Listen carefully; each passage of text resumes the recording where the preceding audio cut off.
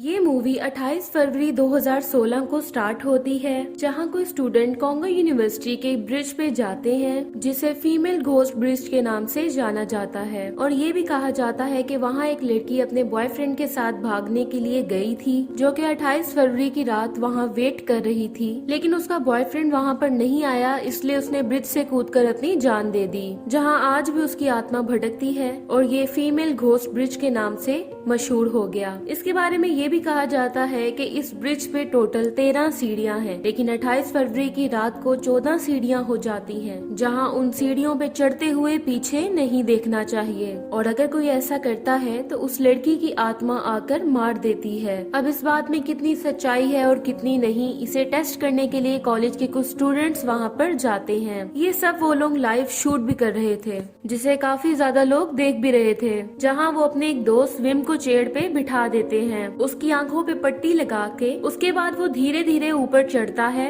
साथ ही वो काउंटिंग भी करने लगता है। वो सब उसे रोकते हैं, तो गाइस वाकई वहाँ पे 14 सीढ़ियाँ बन जाती हैं। तभी वो चेयर हिलने लगती है और वो वापस से अपने दोस्त की तरफ मुड़ते हैं, तो वो वहाँ से गायब हो चुका था। अब वो सब काफी ज्यादा डर जाते हैं और रियलाइज करते हैं कि उन्हें नहीं देखना चाहिए था जो उन्होंने देख लिया। अब कुछ टाइम के बाद न्यूज आती है कि वो 5 स्टूडेंट्स उस ब्रिज पे बहुत बुरे तरीके से मारे गए हैं। अब 4 साल के बाद यानी कि 28 फरवरी 2020 को लीप ईयर के दिन एक लिंसा नामी रिपोर्टर वहाँ पे इस घटना का पता लगाने के लिए आती है कि आखिर इन सब के साथ हुआ क्या था। उसके बाद वो चौथीज की एक वायरल वीडियो देखने लगती है, जो ये बता रहा था कि लीप ईयर के दिन यानी कि 28 फरवरी के दिन जिस भी शख्स की वहाँ मौत होती है तो उसकी आत्मा वहाँ कैद हो जाती है, जो ये भी बताता है कि जो घटना 4 साल पहले यानी कि 2016 को हुई थी वो आज लीप ईयर के दिन 2020 में भी जरूर होगी, यानी कि आज भी उस कर्स ब्रिज पे 5 लोग मारे जाएंगे।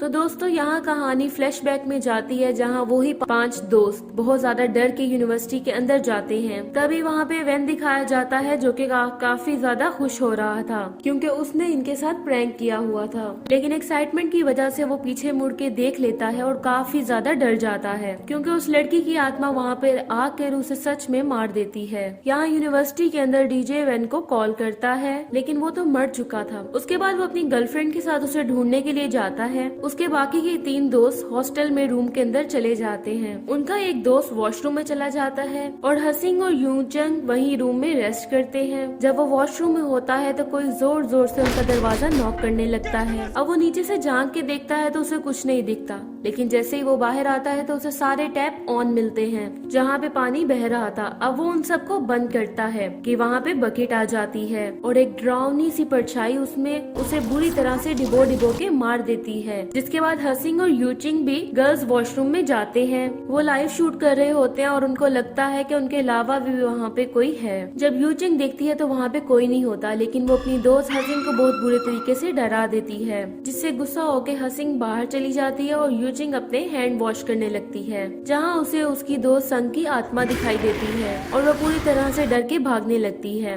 दूसरी तरफ हसिंग जब रूम में जाती है तो कोई उसका पैर पकड़ लेता है और वो बहुत बुरी तरह से डर के बेड के ऊपर चली जाती है, लेकिन स्पिरिट वहाँ आके उसे बहुत बुरी तरह से डराने लगती है। अब रूम का गेट भी लॉक हो जाता है और वहाँ उसकी दोस्त यूचिंग आके चिल्लाने लगती है और गेट खोल के जैसे तैसे वो लोग स्टेयर्स पे भागने लगते हैं। वहाँ उन्हें ये रियलाइज होता है कि स्टेयर्स तो खत्म ही नहीं हो रही। वो भागते जाते हैं और फाइनली बिल्डिंग के टेरेस पे पहुँच जाते हैं, जहाँ यूचिंग बहुत बुरी तरह से डर जाती है और हसिंग उसे प्रॉमिस करती है कि वो उसे बचा लेगी। तभी वो डरावनी स्पिरिट वहाँ पे आती है और हसिंग को छत से फेंक देती है और यूचिंग को पानी के टैब में डुबा डुबा के मार देती है। दूसरी तरफ हम देखते हैं कि सानियो और डीजिंग को वेन का फोन ब्रिज पे पड़ा मिलता है और उनको ये लगता है कि शायद वो कैंपस में वापस चला गया हो। अब वो सीसीटीवी रूम में कैमरा चेक करने के लिए जाते हैं, जहाँ सानियो अपने बॉयफ्रेंड डीजिंग से पूछती है कि क्या वाकई कोई लड़की उस ब्रिज पे मरी थी, जहाँ वो उसे रिप्लाई करता है कि हाँ वो लड़की अपने बॉयफ्रेंड से मिलने के लिए उस ब्रिज पे जाया करती थी और वहाँ वो लोग एक दिन ये फैसला करते हैं कि वो साथ में वहाँ से भाग जाएंगे और साथ में रहेंगे। लेकिन जब वो लड़की वहाँ जाती है और पूरी शाम वहाँ अपने बॉयफ्रेंड का वेट करती है और वो नहीं आता, तो जैसे ही वो 13 सीढ़ी पे पहुँचती है तो 5 लोग उसको आके खींचते हुए जंगल की तरफ ले जाते हैं और उसे उसे पानी में डुबा के वो लोग मार देते हैं। तो दोस्तों इस कहानी को सुनने के बाद सानियो जब सीसीटीवी कैमरा में देखती है तो उसे एक लड़की दिखाई देती है, जिसे देख के वो काफी ज्यादा डर जाती है। और अब वो लोग रूम के बाहर जाते हैं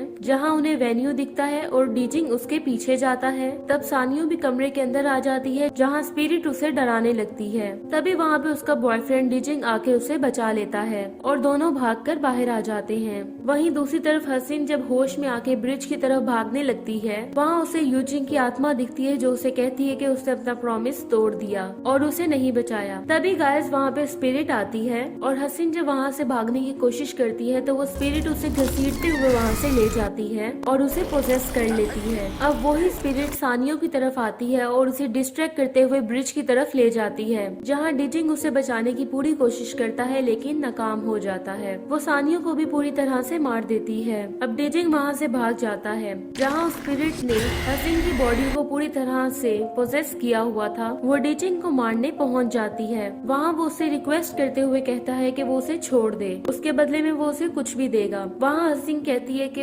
आज के दिन 5 लोगों को तो मरना होगा और वो उसे पत्थर उठा के देती है कि वो उसे मार दे क्योंकि इस तरह उसकी जान बच जाएगी। उसके बाद वो ड्राउनी स्पिरिट वहाँ आ जाती है और डीजिंग पे हमला करने लगती है, जहाँ घबरा के वो हसीन को मार देता है। तो इस तरह वो 5 लोग मारे जाते हैं। अब कहानी प्रेजेंट में आ जाती है और रिपोर्टर को पता चलता है कि 2016 में वहाँ 5 नहीं बल्कि 6 स्टूडेंट्स गए थे, लेकिन पुलिस रिकॉर्ड में सिर्फ 5 का ही जिक्र है, जहाँ उसे छठे स्टूडेंट का पता चलता है। अब रिपोर्ट्स और फाइल्स के जरिए उसे पता चलता है कि 2012 में भी सेम ऐसा ही एक केस हुआ था। 2012 में भी 5 स्टूडेंट्स वहाँ गए थे और मारे गए थे, जहाँ उसे ये पता चलता है कि 2012 और 16 में जो स्टूडेंट्स मरे थे उनमें हसीन कॉमन है। तो दोस्तों हमें पता चलता है कि 2012 में हसीन ने स्पिरिट से वहाँ पे एक सौदा किया था, जिसमें उसने कहा था कि अगर वो उसको जाने देगी तो वो हर 4 साल के बाद लीप ईयर के दिन 5 लोगों को वहाँ पे लाएगी ताकि वो स्पिरिट उन्हें मार सके। जहाँ वो इस डील से 2012 में तो बच गई थी, लेकिन 4 साल से वो उसी स्पिरिट के कंट्रोल में थी। So come back to the movie. Reporter case को स्टडी कर रही थी तो रिपोर्टर का साथी वहाँ ब्रिज पे कैमरा लेके जाता है क्योंकि उसने 5 स्टूडेंट्स को वो कर्स टेस्ट करने के लिए कहा था ताकि वो सच्चाई का पता लगा सके। तभी वो रिपोर्टर 2016 के उन 5 बच्चों की पिक्चर देखती है जिसमें उसको 6 स्टूडेंट पिक्चर लेता हुआ दिखाई देता है क्योंकि उसकी पिक्चर रिफ्लेक्ट हो रही थी। तो उस पिक्चर को देख के वो बिल्कुल दंग रह जाती है क्योंकि गाइस वो छठा बंदा कोई और नहीं इसका ही कैमरा मैन था। यानी कि गाइस जो हसीन ने 2012 में स्पिरिट से डील की थी वही डील डीजिंग ने 2020 में की थी। यानी कि अपनी जान बचाने के लिए जब उसने हसीन को मारा था तो वाकई में उसकी जान बच गई थी। तभी वो स्पिरिट रिपोर्टर के लैपटॉप स्क्रीन पे दिखती है। तभी डीजिंग उसके पीछे आ जाता है और कहता है कि जिंदा रहने के लिए उसने बहुत सफर किया और अब वो रिपोर्टर पे अटैक कर देता है। सीन यहाँ से शिफ्ट होता है जहाँ डीजिंग उन 5 स्टूडेंट्स को कर्स टेस्ट के दौरान शूट कर रहा था और उसने उन स्टूडेंट्स को पैसे देके वो टेस्ट वहाँ करने के लिए बुलाया था